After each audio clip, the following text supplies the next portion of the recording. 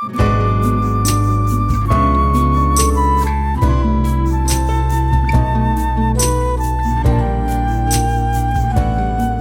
tema da nossa mensagem de hoje é: por que morte quando se pode ter vida? Por que morte quando se pode ter vida? E o texto está no Evangelho de João, no capítulo 5, dos versos 24 a 29. Joia. Diz assim: em verdade vos digo, quem ouve a minha palavra e crê naquele que me enviou, tem a vida eterna. Não entra em juízo, mas passou da morte para a vida. Em verdade vos digo que vem a hora, e já chegou, em que os mortos ouvirão a voz do Filho de Deus. E os que ouvirem, viverão. Porque assim como o Pai tem a vida em si mesmo, também concedeu ao Filho ter vida em si mesmo. E lhe deu autoridade para julgar, porque é o Filho do homem. Não vos maravilheis disto, porque vem a hora em que todos os que se acham nos túmulos ouvirão a sua voz e sairão.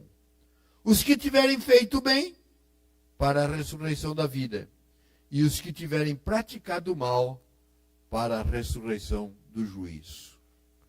Mais uma vez, Senhor, mais uma vez. Oramos a semana toda, estudamos, mas nós queremos que o Teu Espírito Santo que está aqui ministre aos nossos corações, nos dê o verdadeiro entendimento e a decisão de escolher a vida que nos é dado por Ti. Eu oro em nome de Jesus. Amém. As palavras que se destacam nesse texto, das duas principais, vida e morte. Essas são as duas principais palavras, ou as mais destacadas neste texto, vida e morte. A Bíblia fala de 3 tipos de vida: a vida natural, a vida espiritual e a vida eterna. Mas fala também de 3 tipos de morte: a morte natural, a morte espiritual e a morte eterna. A vida natural consiste no nascimento da criança, no nosso nascimento, no nascimento do bebê. É interessante que às vezes a gente coloca lá no quebra-gelo do Pequenos Grupos: qual foi um dia que foi muito marcante na sua vida? Muitos compartilham: foi o dia do nascimento do meu filho. Foi o dia do nascimento da minha filha. Realmente esse dia é um dia extraordinário. Eu me lembro quando nasceu o meu primeiro filho. Depois que ele nasceu, foi um parto bastante difícil, mas depois que ele nasceu, eu saí do meio e eu chorava. Aí meu tio veio, me abraçou e disse: Noedinho, não precisa chorar mais, o neném já nasceu. Eu falei: por isso que eu estou chorando, porque nasceu meu filho. Né? Eu penso que é realmente um tempo muito gostoso, muito marcante. Né? Isto porque, para aqueles que não conheceram ainda, o que é o nascimento de um neto. Mas tudo bem, o nascimento é sempre gostoso, é vida. Mas a Bíblia fala também de morte natural. Consiste na morte física. Do jeito que nasce, também morre. Nesses 49 anos eu já chorei muito e já oficiei muitos funerais. Um dos primeiros funerais que eu fiz, eu nunca vou me esquecer. Nunca. E se eu forçar um pouquinho, eu ainda sinto o cheiro. Era de uma irmã que morava no sítio. Ela tinha epilepsia. E naquela época, morava no sítio, colchão. Vocês não vão saber o que eu estou falando. Colchão de capim, né? Era um colchão, sabe, né? Está entregando sua idade. colchão de capim, e não tinha energia elétrica, era lamparina. E ela levantou de madrugada, acendeu a lamparina e teve um ataque de epilepsia. O querosene caiu no colchão de capim e ela foi queimada. Quem que chamou? Chamou o pastor. Aí eu ainda novinho, 23 anos, chamei papai, vamos lá. Quando eu estou chegando num sítio, o carro da funerária já estava voltando, né? Deixaram o caixão lá, toma, agora o que está no caixão, o resto é com você. E o que fazer? Eu não sei se alguém já teve essa experiência de ver alguma pessoa queimada. Quando você queima uma parte, você já vê que a pele fica soltando. Imagina todo aquele corpo, né, queimado. E o cheiro de carne humana queimada. É terrível. Como que a gente vai fazer? Não dava para pegar porque soltava tudo.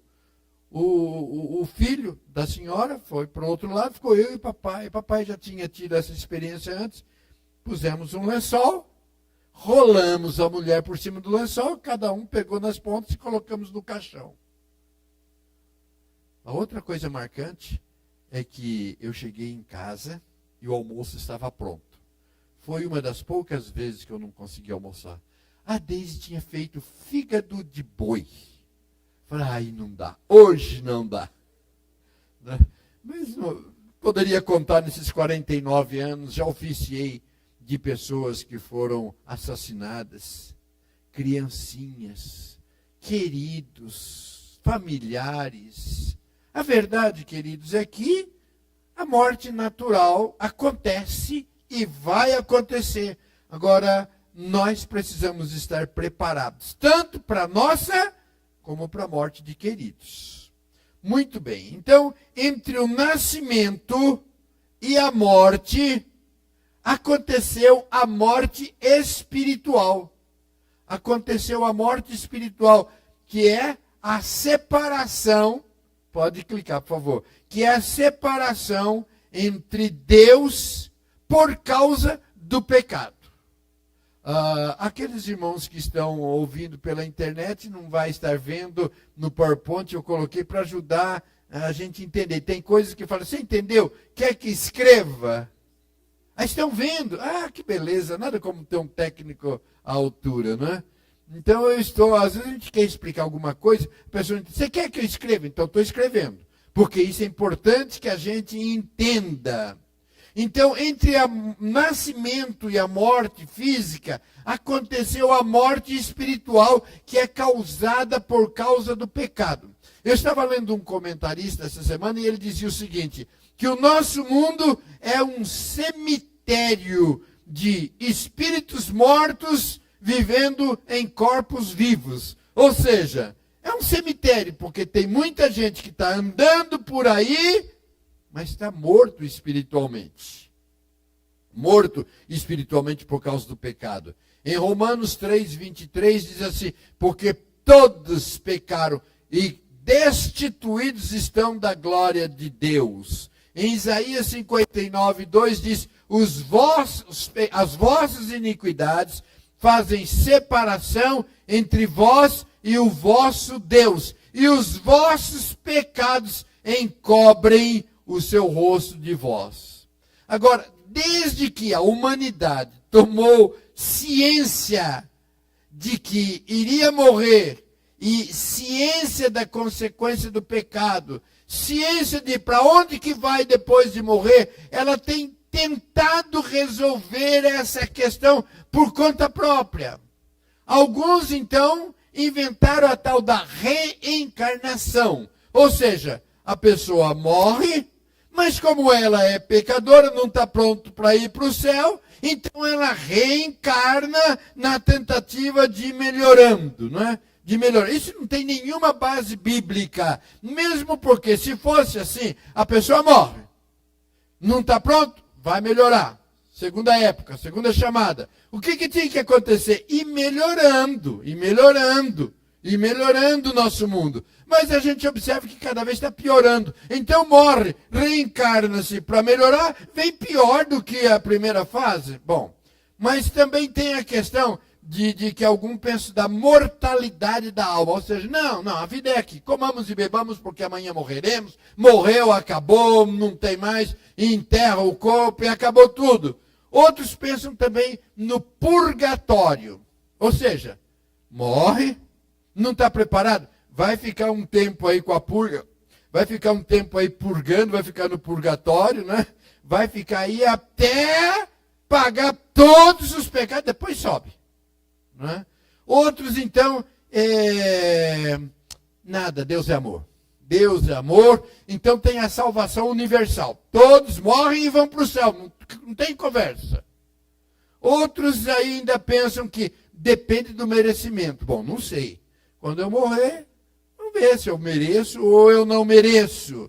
Tem aqueles, então, eu não quero nem falar nesse assunto. Deus me livre. Não quero nem falar nesse assunto. Porém, Jesus foi explícito sobre isso. Como resolver essa questão da morte espiritual? João 14:6. Disse Jesus: eu sou o caminho, a verdade e a vida. Ninguém vem ao Pai senão por mim. Não existe outro caminho. Jesus e só Jesus tem o poder de reconduzir o homem da morte para a vida. Só Ele pode fazer isto. E quando Ele faz isto, Ele faz vida abundante e vida eterna. Vida abundante e vida eterna. Ele restaura. Por quê? Porque com o pecado o homem perdeu tanto a vida significativa, abundante, como a vida eterna. Sobre a vida abundante, então, depois de que nós recebemos a ação reconciliadora, salvadora de Deus, a vida também já não é mais a mesma. Nós voltamos agora às origens e recebemos também uma vida aqui mesmo abundante, que vale a pena. Tudo muda. Por isso nós conhecemos como conversão. Ou seja, a pessoa está indo para um lado, quando recebe a Jesus, muda de caminho. Opa, volta para o caminho original. Muda a sua maneira de viver. Tem um outro estilo de vida. Agora vai deixar algumas maneiras que vivia antes e agora vai ter um outro padrão de vida. De tal forma que se a pessoa fala que aceitou a Jesus, mas não mudou a vida, continua do mesmo jeito, nos mesmos pecados, na mesma maneira de viver, alguma coisa não está correta. Porque quando nós aceitamos Jesus, nós vamos mudar aqui a nossa maneira de viver, de agir, de falar, de se vestir, de se postar. Isso faz parte. Muda também porque nós agora começamos a contar com as bênçãos de Deus. Não se rende mais aos prazeres do mundo. O seu prazer, a sua preocupação é agradar a Deus. Se você já foi alcançado pela salvação em Cristo Jesus, a sua vida passa a ter prazer. Estamos livres das dificuldades, das lutas, dos problemas? Não. Nós ainda continuamos neste mundo, sofrendo as consequências deste mundo, mas de forma diferente. Eu redirecionei um vídeo que eu recebi, não sei se foi esta semana ou a semana passada, de um grupo de irmãos lá do Rio Grande do Sul. Irmãos também sofreram as consequências da enchente. A diferença é que eles estavam tirando o barro da casa e louvando a Deus. Eu não sou muito de reencaminhar o que eu recebo, mas mexeu comigo, no sentido de ver, ele perdeu tudo, eles perderam tudo, tirando o barro da casa, mas louvando a Deus. Muda a nossa vida. Nós enfrentamos as lutas desta vida firmados em Cristo Jesus. Então, o seu prazer é caminhar, agradar a Deus, caminha e age em direção a Deus, torna-se sensível à presença e à voz de Deus. Começa agora a ler a Bíblia até, diferente. Quando ora, torna-se sensível. Quando canta, sabe, toca, não é cantar por cantar, mas torna-se sensível e alegra-se no Senhor. Alegra-se, tem prazer, tem gozo no Senhor. Versículo 24. Eu pensei que seria rapidinho, mas já, só nesse tópico já demorei um pouco. Versículo 24. Quem ouve a minha palavra e crê naquele que me enviou, tem a vida eterna. Não entra em juízo, mas passou da morte para a vida. Então muda a maneira, inclusive, de entender a morte. O grito de desespero diante da morte vira um grito de esperança. Encara a morte diferente. Tem vida abundante, mas tem também a vida eterna. Nós vamos falar um pouco mais sobre isso. Agora é interessante nesse texto. Diz assim, diz que a palavra e a fé andam juntas, estão unidas. A palavra provoca fé. E a fé é alimentada pela palavra.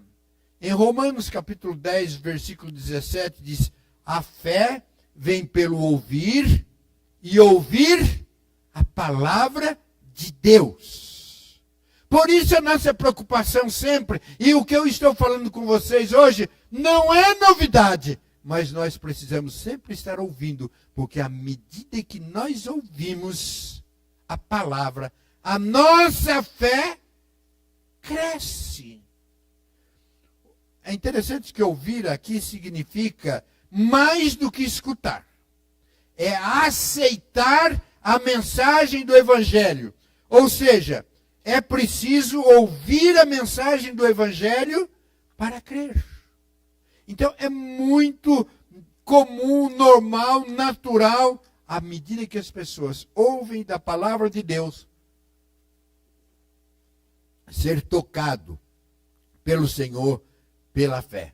Por isso, inclusive, a nossa preocupação quando a gente quer evangelizar alguém, uma das primeiras coisas que a gente faz é dar uma Bíblia Sagrada.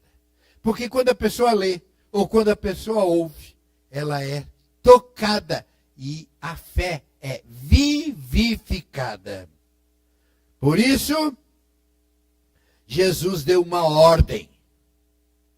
Qual a ordem? Marcos 16, 15. Ide por todo mundo e pregai o evangelho a toda criatura. Louvado seja Deus, porque se nós estamos aqui, Deus usou alguém para falar-nos da palavra. E agora ele fala muito bem, sai do seu lugarzinho, e agora você tem um compromisso. Esta mesma palavra que gerou fé, você precisa agora também levar a outras pessoas. Infelizmente, nem todos os que ouvem creem, mas a nossa responsabilidade é de pregar. Aí você fala, pastor, mas eu falo para alguém, a pessoa não converte. A conversão não é obra nossa, é obra do Espírito Santo. O nosso compromisso é pregar. Agora, quem vai converter é o Espírito Santo de Deus.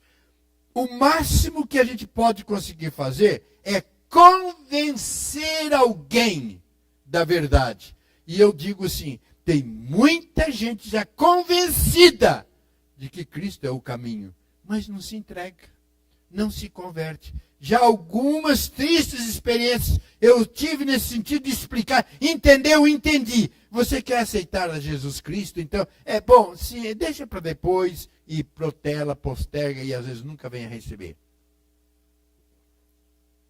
Agora, observem que no verso 24, quando fala de vida eterna, os verbos, aquele que ouve, aquele que vem, está no presente, é no presente. Agora, o verbo passou da morte para a vida, está no passado. Então mostra que pelo ouvir da palavra e crer em Jesus pela fé, a vida eterna inicia de imediato, não é para o futuro. O nosso nome já é escrito no livro da vida de imediato. Já, pronto, já está escrito. E eu louvo a Deus porque, inclusive lá no céu, não tem nem borracha e nem a tecla delete. Escreveu, está escrito.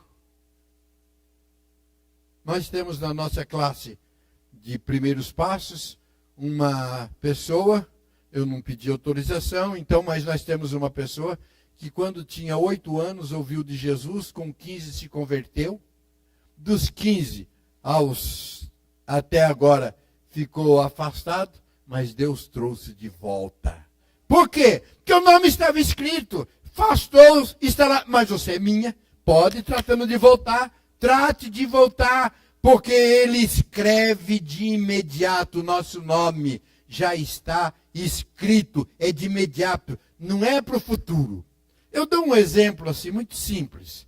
É como, por exemplo, você compra uma casa. Comprei a casa, lavrei a escritura, a casa já é minha, eu ainda não me mudei para aquela casa, mas aquela casa é minha. Já foi comprada.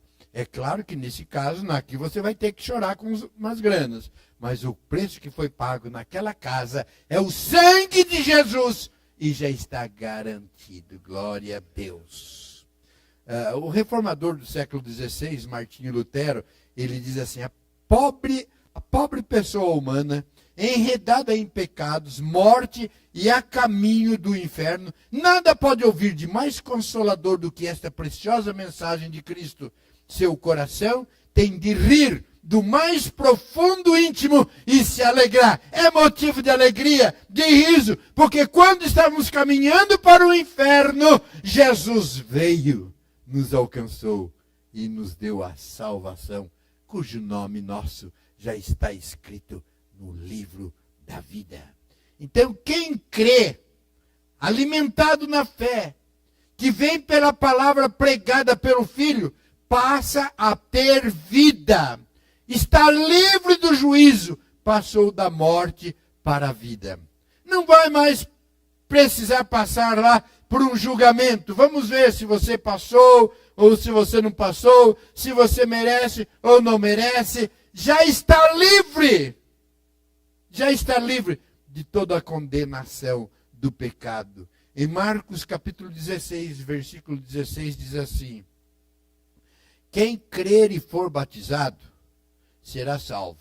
Quem porém não crer está condenado.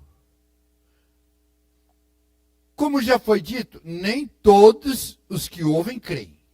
Nem todos os que ouvem creem. Falamos, anunciamos, mas não quer, não crê. Então, quem não quiser ouvir a voz de julgamento, a sentença final de condenação, precisa ouvir a voz de Deus e crer nela.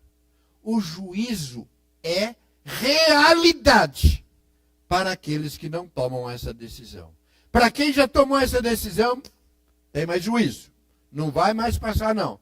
Mas para quem não, ainda vai ser julgado. Julgado não para saber se merece ou não merece, mas para ouvir, você está condenado. É só para isso, você está condenado. No capítulo 5, de 24 a 29, então, mostra que o que vamos encontrar lá no final já começa a ser vivida desde agora.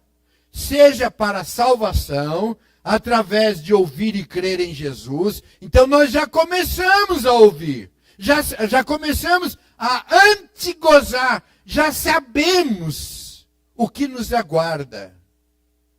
Ou então para a perdição, por não aceitar a mensagem da salvação.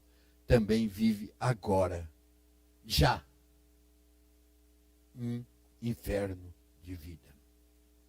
Os que estão longe, os indiferentes, os neutros, os mortos, ainda estão sendo chamados. Nos nossos dias, e eu creio que hoje mesmo, mundo afora, muitos ouvirão e muitos crerão. E o versículo 24, então, quem ouve a minha palavra e crê naquele que me enviou, tem a vida eterna. Não entra em juízo, mas passou da morte para a vida. Agora a pergunta, quem ouve e crê, não vai morrer? Não vai para a sepultura? Todos irão para a sepultura até que Jesus volte em glória. Enquanto Jesus não voltar, todos nós estamos sujeitos e todos nós morreremos. Da mesma forma que todos ressuscitarão. Versículo 28 diz, vem a hora em que todos os que acham nos túmulos, ouvirão a sua voz e sairão. Versículo 29, os que tiverem feito bem, para a ressurreição da vida. Então, para aqueles que já são de Jesus, vão ressuscitar para ouvir. Vinde benditos de meu Pai, entrai na posse do reino que vos está preparado desde a fundação do mundo. É isso que vão ouvir, não é julgamento, só, vem, agora pode entrar, vinde, entre na posse do reino que vos está preparado desde a fundação do mundo. Mas o versículo 29 continua. E os que, deixa eu explicar antes do final, mas assim, os que tiverem feito bem, eu acho que eu preciso explicar isso, porque não quer dizer que são as obras que salvam. Aqui fala da prática da fé, como consequência do convite que Deus faz. Então, nós passamos a fazer o bem, não que seja este o bem, no sentido de que isso que vai garantir a salvação. Mas o versículo 29, ele termina dizendo, e os que tiverem praticado mal para a ressurreição do juízo. Então, quem tem Cristo morre, vem depois da ressurreição, vinde bendito de meu Pai.